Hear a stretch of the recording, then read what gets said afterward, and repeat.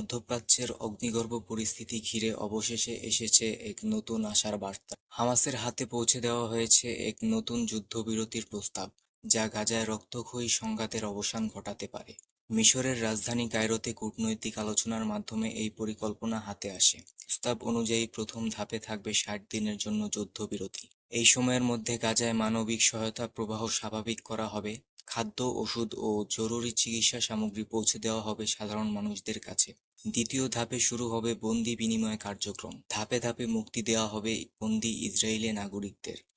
একই সঙ্গে ইসরায়েলও ছাড়বে ফিলিস্তিনি বন্দীদের। আশা করা হচ্ছে এই বিনিময় উভয় পক্ষের জন্য উত্তেজনা কিছুটা হলেও কমিয়ে আনবে। বিশেষজ্ঞদের মতে, যদি এই পরিকল্পনা সফলভাবে কার্যকর হয়, তাহলে গাজার দীর্ঘদিনের সংঘাত কিছুটা হলেও প্রশমিত হতে পারে এবং এটি হতে পারে দীর্ঘমেয়াদী শান্তির পথে গুরুত্বপূর্ণ মাইলফলক। তবে চ্যালেঞ্জ কম নয়। প্রশ্ন রয়ে গেছে, ইসরায়েল ও হামাস কতটা আন্তরিকভাবে এই পরিকল্পনা বাস্তবায়নে এগিয়ে আসবে।